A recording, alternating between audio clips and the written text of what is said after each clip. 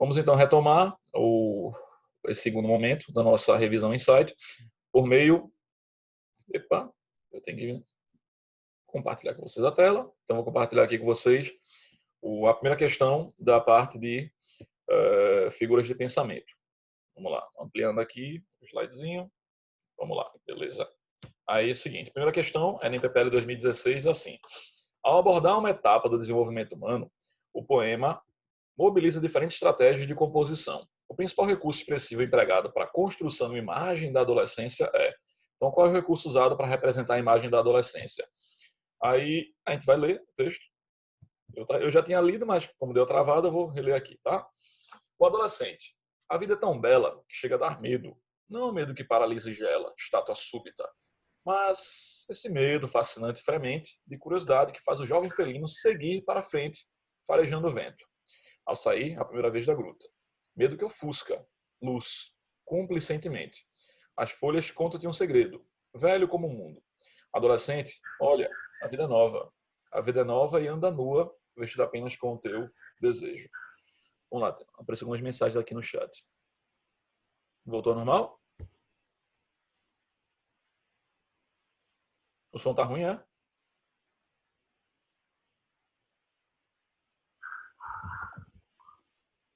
Ah, beleza. Tranquilo. Vamos lá. Questões de interpretação do texto literário geralmente são focadas em algum tipo de momento do texto em que ganha-se mais expressão a mensagem, ganha-se mais relevância, ganha-se mais entonação. Ele tem ali um momento de destaque que geralmente é do meio para o final do texto. Nesse caso, quando ele fala da representação da adolescência, da vida, né? Ele diz lá, para representar essa questão, vou ler de novo o enunciado, partinha final, tá? Só para a gente entender o que ele quer. O principal recurso expressivo empregado para a construção de uma imagem da adolescência ou seja, a imagem da adolescência é representada como nesse poema. No finalzinho ele faz isso, né? Adolescente, olha, a vida é nova. A vida é nova e anda nua, vestida apenas com o teu desejo. Então, ele diz que a vida anda nua, vestida com o desejo do adolescente. A vida desse cara anda nua. Qual é o recurso usado? Hipérbole do medo, metáfora da estátua, personificação da vida, antítese entre juventude e velhice ou comparação entre desejo e nudez. A vida anda nua, o recurso de andar é tipicamente humano, ou pelo menos é um ser animado. A vida não é um ser animado, então letra C. Resposta corretinha. Beleza? Ô, Adalto, Oi. me tira uma dúvida. Eu tinha perguntado no Meet, mas acho que você não chegou a ver. Se eu pergunto uma coisa direta à pessoa, por exemplo, se eu perguntei naquela hora, Adalto, hoje vai ter intervalo. Qualquer pergunta que eu faça falando o nome da pessoa, vai ser um apóstrofe? Se você invoca a pessoa, sim. O apóstrofe é o vocativo, só que em texto literário, né? Se você usa um recurso literário e está invocando alguém usando o vocativo, é o apóstrofe.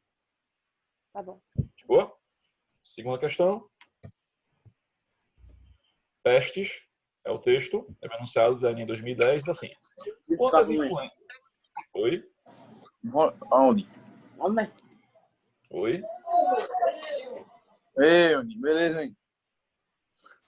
Alguém tá com o microfone aberto aí, tá vazando som, viu? Ó.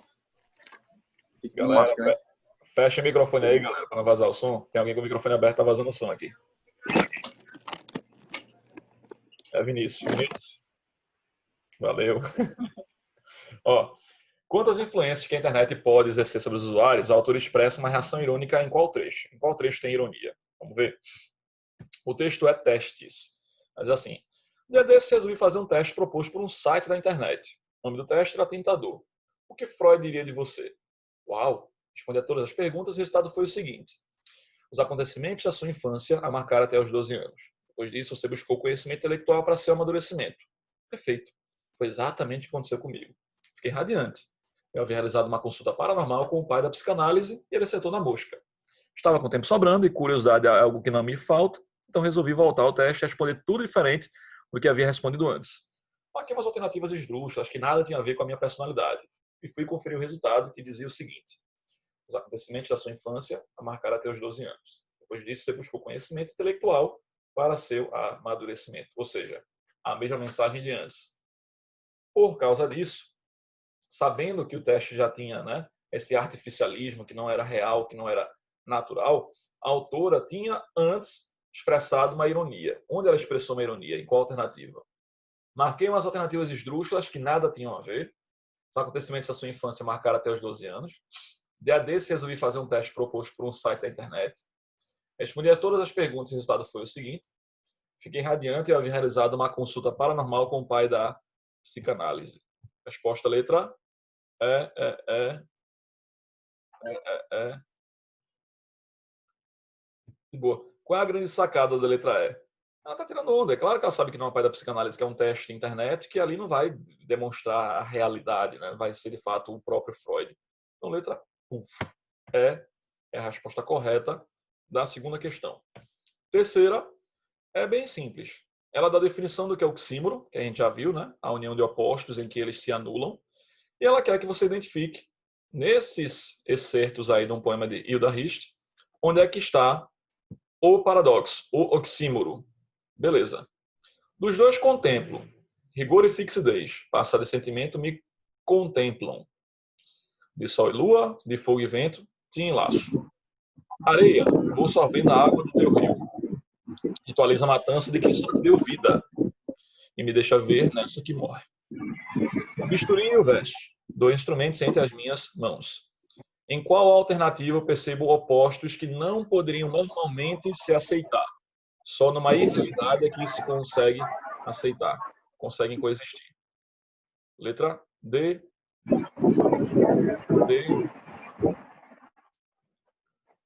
Bom, vocês voltam a falar de pergunta. D? D? Será que é D?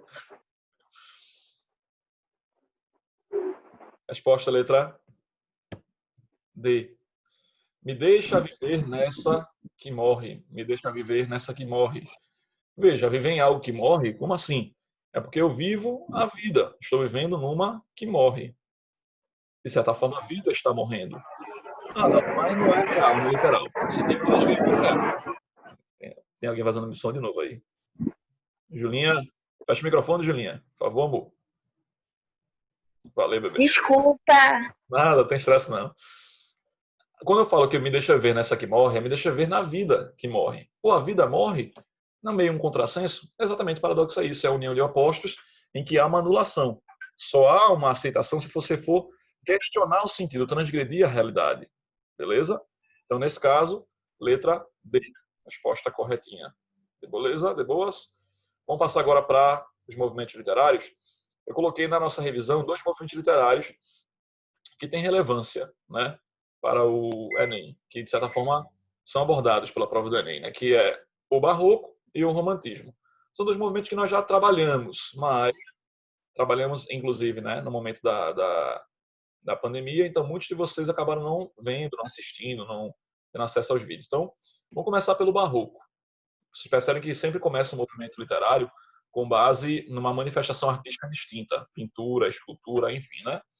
Então, eu iniciei o movimento barroco com essa pintura do Caravaggio, que dá algumas características do movimento barroco aí pra gente. Quais, Adalto? Primeiro, a temática religiosa. A temática religiosa muito presente nesse movimento. Ele, além de fazer referência em vários seus poemas, né, a questão da existência humana condicionada aos dogmas da Igreja Católica, a subserviência ao Deus ou ao Cristo, é também muito comum que em vários momentos dos poemas barrocos um grande dilema humano apareça, que está vinculado à questão da condição religiosa. Qual é? O carpe diem condicionada à necessidade de perdão. O que é o carpe diem para o barroco? Aproveitar a vida porque ela é efêmera. Aproveitar a vida porque ela é inconstante. A vida é incerta. O futuro não é totalmente correto. Então, o futuro da gente é incerto. Pode não existir. E, pelo barroco, por essa visão barroca, se eu tenho que aproveitar a vida, eu tenho que ter prazer com essa vida. E ter prazer implica em pecado. O pecado, pela subserviência da Igreja Católica, é condenável. Faz com que você não receba o perdão divino, que você não chegue ao paraíso. Aí tem um grande dilema do homem barroco. O próprio barroco tem uma nomenclatura que é uma união de opostos. Né? O que é o barroco, Adalto? Pode ser 3 coisas. O barroco pode ser uma pérola de forma oblonga. Como assim oblonga? De forma indefinida. Tá? não é esférica, não é oval, ela é indefinida. Então, acontecia muito, você vê isso em bolinha de gude. Em bolinha de gude que ficava lá, não é nem oval nem esférica, ela tem uma forma indefinida. Aí é oblonga ou barroca.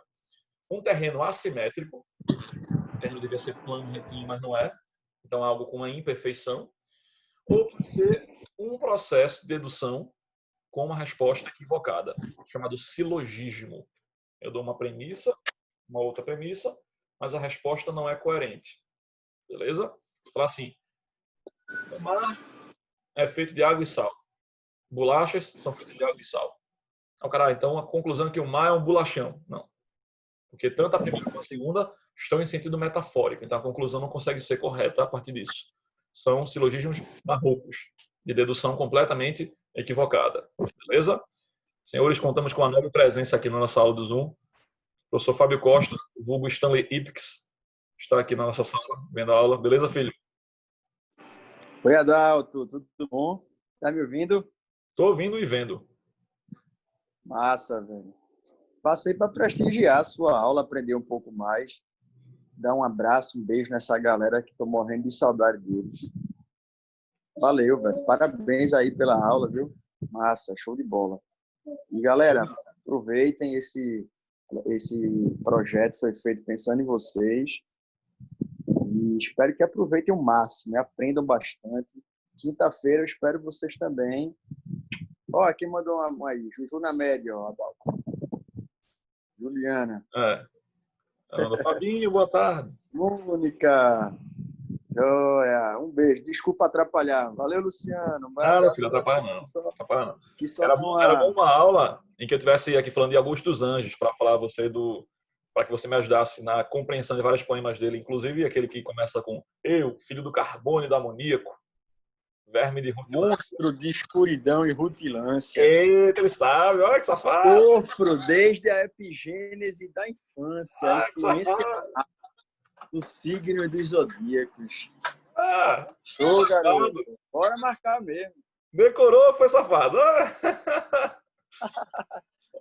Eu quero lhe mostrar, Adalto, como Carlos Drummond de Andrade tem muito mais a ver com a química do que você imagina. Vamos marcar uma aula dessa para a gente mostrar aí para o pessoal. Beleza. Vou querer também a sua participação quando eu falar de pronome relativo. Mostrar o princípio de Lavoisier no pronome relativo. Beleza? Beleza? Tá joia. Beleza. Tchau, gente. Valeu. Beijo. Valeu, tchau, filho. Ó, a gente vai agora continuar. Barroco tem características expressas nessa pintura do Caravaggio. Caravaggio é um dos mais famosos pintores do Barroco. Não estranho se aparecer uma obra barroca, inclusive na prova de artes, né? E ali pedindo as principais características, como, por exemplo, representação de cenas religiosas, oposição de claro e escuro, né? Detalhismo do corpo humano. Essa característica é tipicamente renascentista. O Barroco absorveu. Qual, Adalto?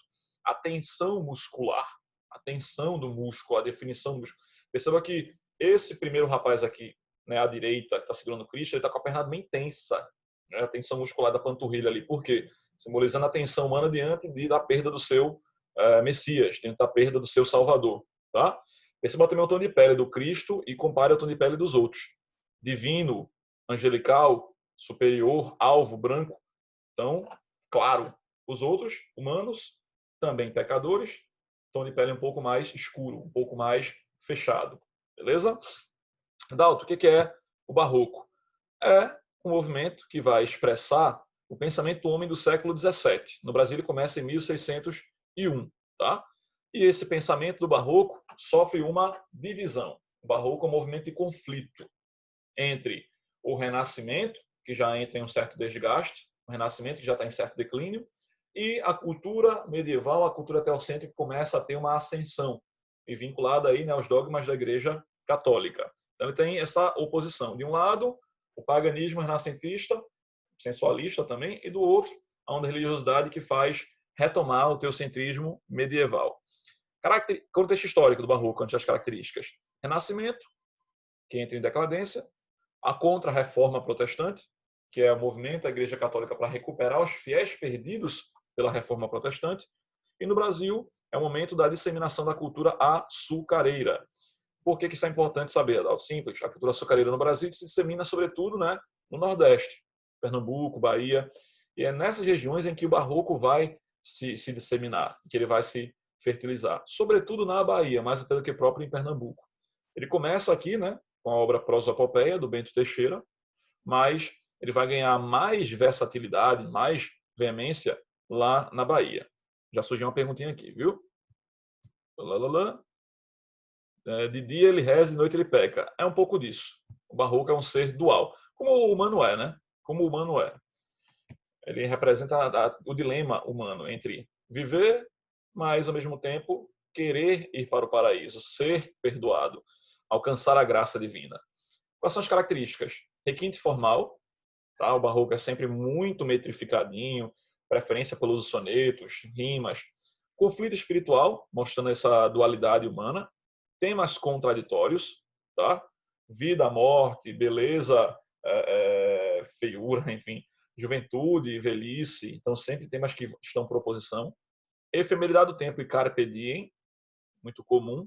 Engraçado, o carpe diem, galera, ele está presente em 3 movimentos literários em sequência. No barroco, ele é motivo de tensão. Nós temos uma vida incerta, passageira, efêmera. Amanhã estaremos mortos. Temos que aproveitar. Mas se eu aproveito, eu peco. Se eu peco, eu não vou para o céu. E agora, o que eu faço? Isso é carpe diem no barroco. Carpe diem no arcadismo. Somos pagões de cultura renascentista, no neoclassicismo. Eu preciso aproveitar a vida porque amanhã é incerto. Então, dane-se, vamos aproveitar a vida. Agora, é aproveitar a vida como um pastor e a pastora no campo, tendo prazer, vivendo em comunhão com a natureza. E no caso do carpe diem romântico, é aquela ideia de que, tipo, pô, amanhã eu vou estar morto, o mundo é incerto, a vida é incerta. O que eu faço?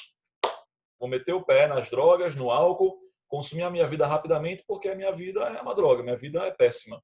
Aí o carpe diem romântico serve como escapismo, como motivo para escape. Beleza? A efemeridade do tempo, carpe diem, jogo de claro e escuro, para demonstrar essas dualidades. A literatura moralista, típica da prosa, né, por meio dos sermões do padre Antônio Vieira.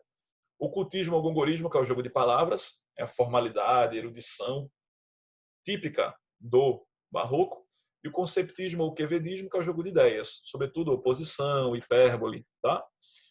2 caras merecem atenção. Esse rapaz aí da Barbicha, Gregório de Matos, que a galera diz que eu pareço com ele. Eu não me acho parecido com ele, velho. Mas mais de um aluno já disse. Tu parece muito com o Gregório de Matos. Também já disseram que eu pareço com o Machado de Assis. Acho que é por causa da Barbicha só, né? Também já falaram que eu pareço com o Washington Luiz, um dos presidentes do Brasil, Washington Luiz. Não acho muito parecido, não. Talvez o cabelo um pouquinho agora, a Barbicha também, mas enfim.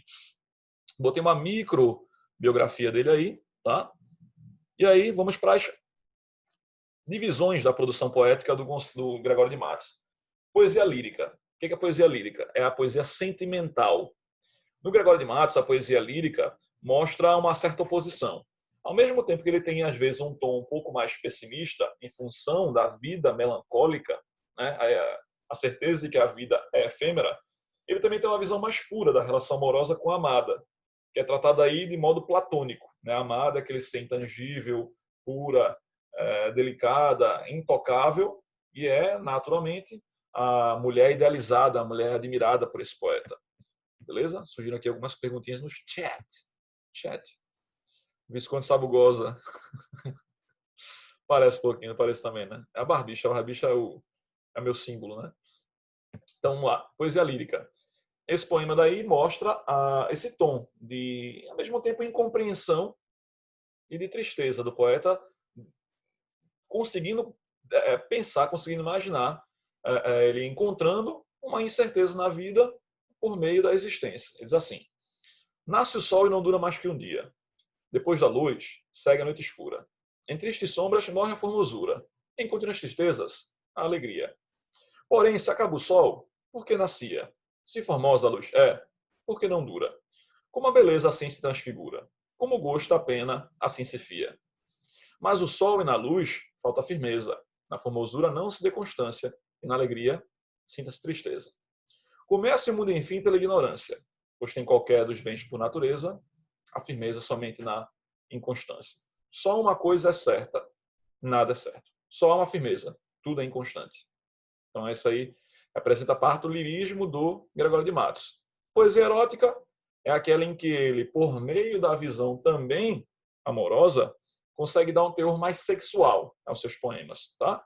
Tem vários poemas que participam dessa poesia erótica. Eu destaquei um dos mais importantes dele, que é a definição do amor pela ótica do Gregório de Matos. Diz assim: o amor é finalmente um embaraço de pernas, um breve tremor de artérias, uma união de barrigas, uma confusão de bocas, uma batalha de veias, um reboliço de ancas.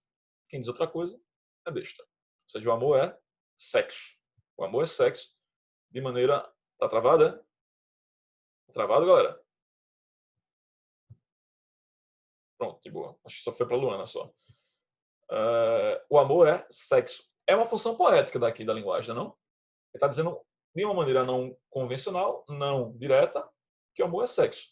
Está usando várias metáforas para dizer que o amor é sexo. Função poética da linguagem.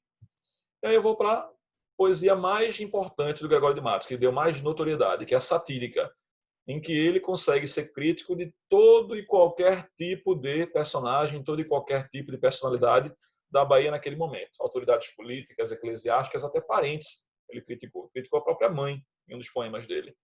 Na poesia satírica, em que ele é uma metralhadora giratória de crítica e sarcasmo, ele consegue transparecer um ponto alto da sua criatividade poética. Tá? Esse aí é um dos poemas mais famosos da vertente satírica do Gregório, que diz assim: a cada canto, um grande conselheiro, que nos quer governar, cabana e vinha. Não sabem governar sua cozinha e podem governar o mundo inteiro. Em cada porta, um bem frequente olheiro, que a vida do vizinho e da vizinha pesquisa, escuta, espreita e esquadrinha, para levar à praça e ao terreiro. São dois locais aí famosos da Bahia no momento, tá? A praça e o terreiro. Muitos mulatos desavergonhados, trazendo pelos pés as homens nobres, postos nas palmas toda a picardia. Estupendas uras no mercados, todos que não furtam, muito pobres. Eis aqui a cidade da Bahia. Ou seja, a Bahia é um lugar de governantes incapazes, é um lugar de fuxiqueiros. O Gregório de Matos tinha uma formação, né, patriarcal, uma formação aristocrática, então ele era racista, ele teve uma formação racista. Os pais eram nobres que tinham, né, propriedades, que tinham terras, lavouras, e que eram naturalmente, né, escravocratas. Então ele tinha uma formação racial, uma formação racista muito forte na família. É por isso que ele fala dos muitos mulatos desavergonhados, trazendo pelos pés os homens nobres, postos nas palmas toda a picardia. Na palma da mão do mulato está a picardia, está a safadeza, porque o mulato quer se passar por branco. O mulato quer se disfarçar de branco, porque a palma da mão do mulato é branca. É um símbolo aí do preconceito racial do Gregório de Matos. Estupendas juros no mercados, ou seja, o empréstimo a juros. Os que não furtam são pobres. Eis aqui a cidade da Bahia, uma cidade de desigualdade, uma cidade de uma série de mazelas sociais. E a poesia sacra ou religiosa. É nela que coexiste o carpe diem, a necessidade de salvação, o temor pelo pecado. Tá? Nessa poesia sacra religiosa, entre outros poemas famosos, a gente tem esse, que é a Jesus Cristo crucificado, estando poeta para morrer, em que ele trabalha um bom recurso de persuasão. Qual é? Eu sou pecador, Deus. Eu já sei que eu sou pecador, eu sei que eu vou, né? Eu sou uma ovelha desgarrada, eu sou um cara que comete vários pecados.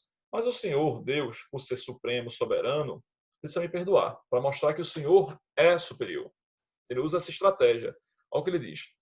Meu Deus, que estás pendente em um madeiro, em cuja fé proteste viver, em cuja santa lei de morrer, amoroso, constante, firme e inteiro. Neste transe, por ser o derradeiro, pois vejo a minha vida anoitecer, é, meu Jesus, a hora de se ver, a brandura de um pai, manso cordeiro. Muito grande é vosso amor e o meu delito, porém pode ter fim todo pecar, mas não o vosso amor, que é infinito. Esta razão me obriga a confiar que, por mais que pequei neste conflito, espere em vosso amor de me salvar. Ou seja, eu pequei, não estou dizendo que não pequei, não estou querendo ser inocente, mas é exatamente por isso que eu tenho que me salvar, porque eu sou ovelha desgarrada e o Senhor tem que me dar como exemplo para os outros, me salvando, dizendo que o Senhor, mostrando que o Senhor tem uma empatia, tem um perdão divino superior a qualquer tipo de erro meu. Beleza? Surgiram algumas duvidazinhas aqui no chat. Lucas quer entrar? Não tem ninguém na sala de espera, não. Tem não. Tem ninguém na sala de espera, não.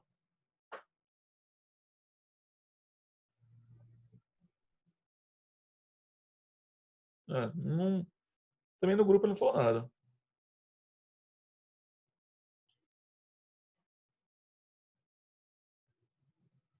Pois é, então... De boa, vou seguir, tá? Se aparecer, seguir, quando quer entrar, aparece sempre a mensagem para mim aqui que Flaninho está na sala de espera. Não apareceu nada, viu? Vamos lá. Segundo... Opa. Bora, jovem. Jovem. Pronto. Chat. Ah, ele disse que não vai poder. De boa, tem estresse não. Vamos lá. Até porque a gente está passando bem do horário. A minha previsão era terminar às 4 horas. Já são 5h30. Vamos agilizar? Ó. Padre Antônio Vieira é o segundo autor barroco. Praticamente não aparece na prova do Enem. Só houve 2 questões que trabalhassem o Padre Antônio Vieira, tá? Em 20 anos de Enem. Adalto, o que é importante saber sobre ele? A prosa do Padre Antônio Vieira tem um cunho moralizante. O Padre Antônio Vieira é uma espécie de um paladino do barroco, denunciando uma série de injustiças sociais, uma série de mazelas sociais, desmandos políticos, inabilidade e corrupção, né, de membros da Igreja Católica da época. Tá? Então, um dos sermões mais famosos do Padre Antônio Vieira é o Sermão da 60ª, no qual ele ensina pregando a arte de pregar. Ele usa a arte da pregação para pregar. Eu trouxe um excerto, Sermão da 60ª, e se na prova cai, é comum que se fale, por exemplo, do cultismo do Padre Antônio Vieira. Ele usa muito bem a linguagem, né, a palavra, para conseguir convencer o leitor de alguma coisa. É um texto sempre de teor persuasivo. Ele diz assim: há de tomar o pregador uma só matéria, há de defini-la para que se conheça, há de dividi-la para que se distinga, há de prová-la com a escritura, que é a Bíblia, né? Há de declará-la com a razão, há de confirmá-la com exemplo, há de amplificá-la com as causas, com efeitos, com as circunstâncias, com as conveniências que se hão de seguir, com os inconvenientes que se deve evitar, há de responder às dúvidas, há de apertar, há de concluir, há de persuadir, há de acabar. Isto é sermão, isto é pregar. E o que não é isto é falar mais alto. Ou você faz isso desse jeitinho que eu estou dizendo, ou você não está pregando, está só gritando, só berrando. É a visão do Padre Antônio Vieira. Beleza? Tem algumas questõezinhas aqui no finalzinho. Vocês preferem que a gente faça questões ou que eu já foque no romantismo para a gente agilizar? Vocês é que me dizem. Nesse momento aqui do Zoom, a gente tem mais 10 minutinhos. Tá? Preferem o que, jovem? Me digam aí. Sou todo ouvidos e olhos. Romantismo? Beleza, então eu vou passar para o romantismo. Até porque já está no tempinho, já tem 3 horas e meia de aula, né? Então, vou deixar as questões aqui para vocês fazerem depois. Vocês, caso respondam e tenham alguma dúvida, falem comigo depois, tá? Tem muito conteúdo, então... Vamos para o romantismo? O romantismo é o movimento mais importante da história do Brasil na sua independência. O romantismo está diretamente vinculado à independência brasileira, como também à independência de outros países, como, por exemplo, norte-americana e também com a Revolução Francesa, que está representada aí. Adalto, se a gente pudesse definir o romantismo com uma palavra, qual seria? Liberdade. Em várias perspectivas. Liberdade formal, liberdade temática, liberdade de perspectiva de vida do artista. O romantismo surge no momento em que o povo e a burguesia quebram a hegemonia do absolutismo e que transparece uma certa esperança de o povo conseguir ter o governo nas mãos, de o povo ser mais independente. Tá? E é por isso que a gente pode falar que esse movimento pode ser representado pela palavra liberdade. É liberdade social, é liberdade temática, é liberdade formal, liberdade no seu amplo sentido.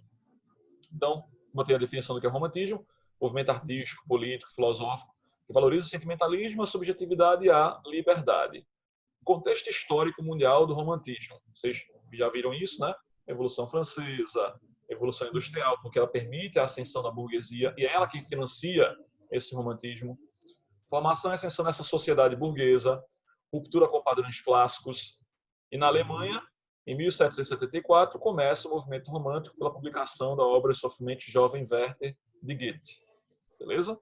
Na obra, eu tenho um protagonista, o Werther, que se apaixona, né, pela Charlotte, é recusado por ela, ela já é noiva, e ele, por causa disso, se mata. Tá? Então você vê o quanto o sentimento leva à perda da razão. Né? Vamos lá agilizar. No Brasil, está diretamente vinculado a quê? A nossa independência. Um pouquinho antes, a chegada de Dom João VI e da família real ao Brasil, fugindo de Napoleão, a abertura dos portos às nações amigas, né, que fez com que o Brasil deixasse de ser colônia para virar matriz, para virar a corte. Em 22, a proclamação da nossa independência. E em 36, a publicação dos Suspiros Poetas e Saudades, do Gonçalves de Magalhães, na França. Os artistas brasileiros da época estavam na Europa, exilados, para conseguir ter uma educação de qualidade. Aí eu coloquei as características do romantismo. Provavelmente vocês já viram também, né? É um movimento subjetivo, em que o artista sempre dá vez e voz aos seus sentimentos, às suas opiniões, seus pensamentos. Tem sempre a presença do artista, que idealiza a amada, o mundo, a sua vida, idealiza tudo ao seu redor. Há uma fusão entre grotesco e sublime. Em que sentido? É muito comum no romantismo a denúncia de aspectos positivos e negativos do ser humano. A união entre opostos humanos. Tal como acontece no barroco também, tá? Sentimental, o romântico é, mais do que tudo, um ser movido pelo seu sentimento, não importa qual seja. Egocentrismo, porque o romântico é sempre voltado para o eu. Na maioria das vezes ele foca no próprio eu. Tem uma postura, inclusive, narcisista por causa disso. Medievalismo como fuga para um passado. O romântico é um cara que é insatisfeito com o presente. Por causa do presente, ele foge para o passado. Na Europa, o medievalismo é essa tentativa de fugir para a Idade Média, já que o presente é insatisfatório. Indianismo, no Brasil, configura como sendo a valorização do elemento indígena, porque ele representa a raiz cultural do Brasil. Ele representa a cultura brasileira pura, sem interferência da Europa, sem interferência de Portugal. Beleza? Já tá acabando. Quem é que falou? Eu ouvi alguém falando aí. Religiosidade. Opa, foi isso mesmo. Religiosidade. É isso mesmo. Indianismo e religiosidade. É a tentativa de fuga do romântico para uma outra vertente que não seja destrutiva. A vertente religiosa é aquela que busca a salvação de um presente de um mundo opressor. Byronismo, tendência de alguns românticos, típicos da segunda geração, de serem autodestrutivos, cultivando sexo, promiscuidade, consumo de drogas, álcool, a boemia de maneira geral. E também o satanismo, já que o Byron era satânico. Condoreirismo, aquela vertente mais sociopolítica, de engajamento social, de denúncia de desigualdades, que no romantismo acontecia na terceira geração. Aí eu dividi, galera, as gerações do Brasil aqui na poesia. Você está no slidezinho que eu vou colocar no grupo. A primeira é aquela nacionalista indianista, a fase do nós, em que a preocupação é a representação de uma cultura brasileira, de uma identidade brasileira, de um país que estava recentemente independente. Dois caras merecem atenção nessa geração nacionalista indianista. Gonçalves de Magalhães, porque foi o precursor, né? E Gonçalves Dias, porque foi o mais importante desse momento. Eu acho melhor a gente fazer um novo momento de reunião aqui para conseguir trabalhar direitinho esse movimento, né? Porque faltam só 4 minutos. E para falar das 3 gerações, eu vou levar mais ou menos uns 15 minutinhos. Não é melhor a gente refazer? Eu encerrar essa reunião e botar um novo link, porque o Zoom, infelizmente, tem essa limitação, né? Só posso falar de 40 em 40 minutos, essa versão daqui. Posso fazer isso? Até para não ficar assim, rápido na correria. Pronto. Então, vou parar aqui e a gente vai retomar a próxima a partir desse ponto, tá? Das gerações da poesia romântica. Peraí, vou parar.